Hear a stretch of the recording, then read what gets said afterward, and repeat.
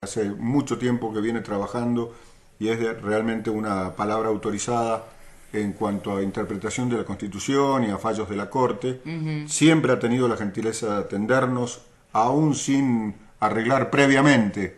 Claro. Así que volvemos a reiterarle el agradecimiento y le damos la bienvenida a El Candil al doctor Eduardo Barcesat, constitucionalista eminente, constitucionalista argentino, Miriam Anacibia, Santiago Jiménez y Julio Rutman. Le damos las buenas tardes y, insisto, le agradecemos el Bueno, gesto. buenas tardes y les agradezco la presentación.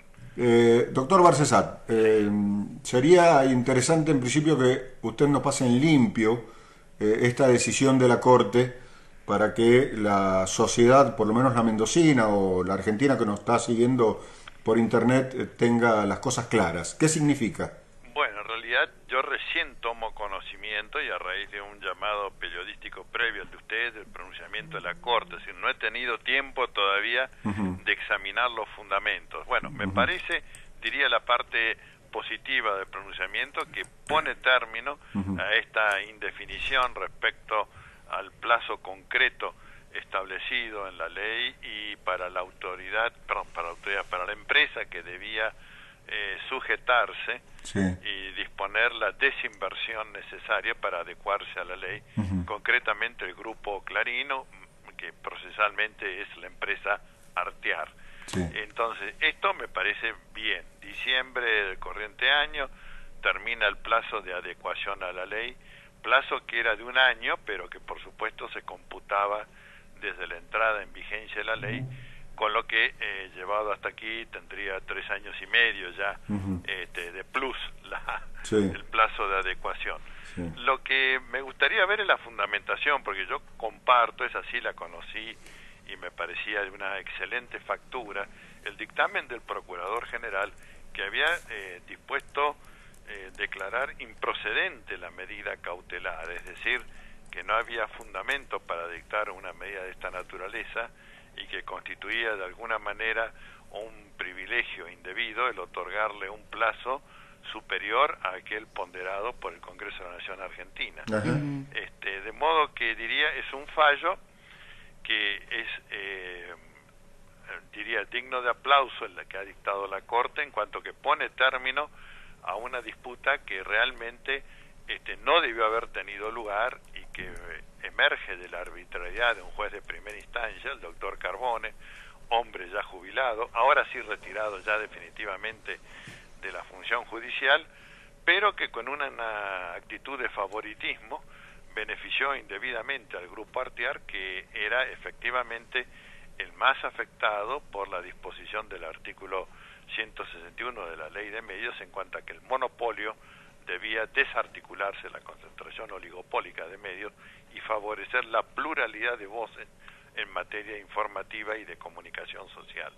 Bueno, entonces es un elogio, diría, medido o a medias el que estoy diciendo. Pone fin a la incertidumbre, establece definitivamente un plazo para que la ley adquiera vigor en toda su plenitud respecto de todos los sujetos sociales a los que debe ser aplicada, pero deja todavía, digamos, como sabor de insatisfacción no haber hecho caso, en definitiva, del dictamen del procurador, que era mucho más severo al señalar que la medida cautelar no debió tener lugar, ¿no? Doctor, se me ocurren 2 o 3 preguntas y se las, como pueden ser articuladas, las respuestas en conjunto se las hago juntas.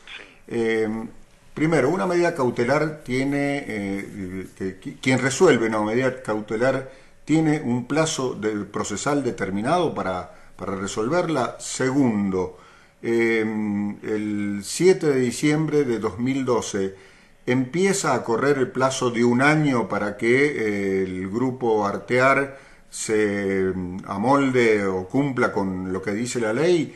Y tercero, ¿le queda al grupo Artear alguna instancia judicial después de esta resolución? Bueno, voy a contestar en el orden inverso que usted lo ha propuesto. ¿Cómo no?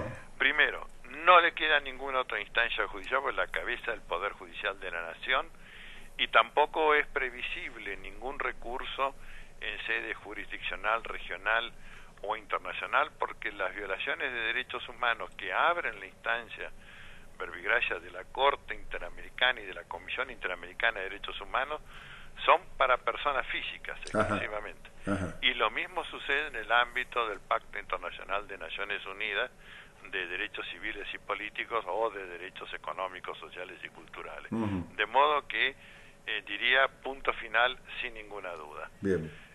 En cuanto a la segunda pregunta, que era la de corre a partir del 7 de diciembre del 2012, el plazo de un año, sí, efectivamente esto es lo que ha resuelto la Corte, por lo que conocemos del pronunciamiento, de manera que esa es la fecha de finiquito del tema. Y bueno, reiterando lo del tercer punto, no hay contra esto ninguna apelación, subterfugio o demanda que pueda alterar la resolución dictada por la Corte.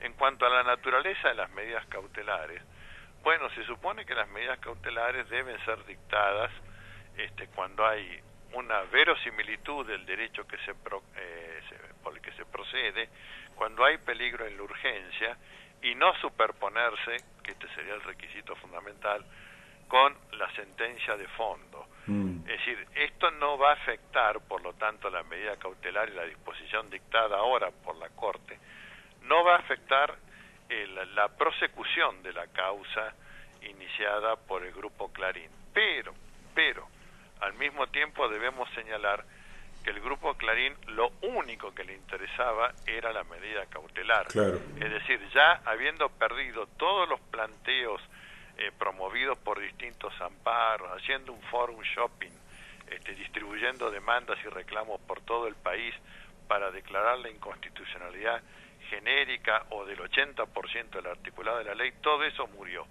La última, diría, gran reclamación, que era la de la Asociación de Teledifusoras Argentinas, ATA, terminó por desistimiento, de manera que entiendo que no van a instar una reclamación de inconstitucionalidad respecto de la cual ya colectan una parva de rechazos, ¿no? Perdieron por abandono, diría. Perdieron por abandono. Quedaría ver si van a, diría, convertir la sentencia en un reclamo de daños y perjuicios, pero por supuesto eso, además de los insumos temporales que tiene, me parece que sería de nula cabida en sede judicial, porque en definitiva que se indemnice a un monopolio por ser monopolio es un fin contrario a la ley, ¿no? Claro.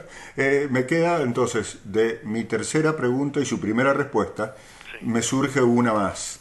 Usted dice que apelar a organismos internacionales solamente personas físicas. Solamente personas físicas, taxativamente lo dicen sus reglamentos y precedentes donde ya se ha debatido la cuestión de si una sociedad puede o no ser sujeto de reclamos.